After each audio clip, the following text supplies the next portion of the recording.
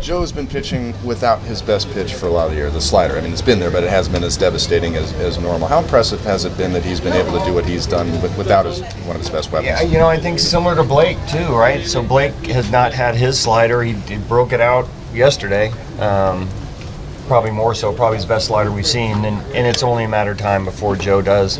Joe does have the shapes, whether it's a curve, whether it's a cutter, whether it's a slower cutter, to be able to augment not having that pitch, but obviously it's a big pitch for him. But Joe always finds a way, and sometimes certain pitches aren't there, and you lean on other ones.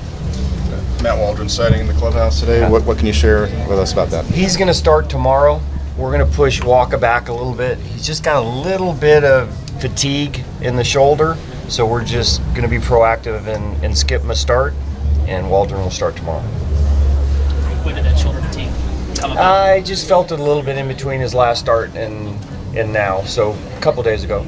You're pretty confident that one will be all he needs? I am confident. It was. I think we're trying to be proactive now. I'm not a doctor. I'm not a trainer, but everything they were telling me and talking to him since the day he felt it after his start, it has responded well. We're just trying to be proactive with it. What are you kind of expecting out of it? Like a knuckleballer, no one has really seen much of. Like what can that do to an opponent? Well, we've seen it done to us before, so hopefully it's the reverse, to where there's unfamiliarity and maybe unfamiliarity with some of the pitches.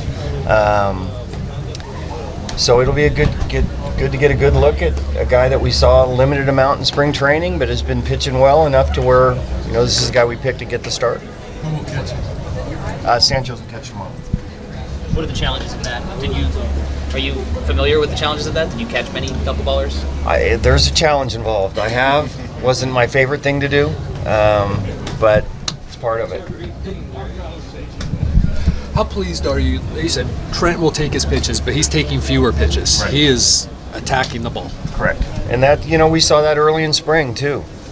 So you go back and forth with that. You make adjustments as the season goes along. Time you get a little too passive, which maybe he has done in the past as well, and then you try to, be a little bit more aggressive, and he's seen some results because of it.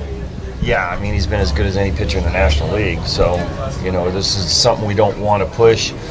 We've been pretty good about wanting our guys to get extra days regardless. We've gone 6-man, with the off days, they always get an extra day. It's been 4 here for a couple times, but we wanted to make sure that we're not pushing too hard with him.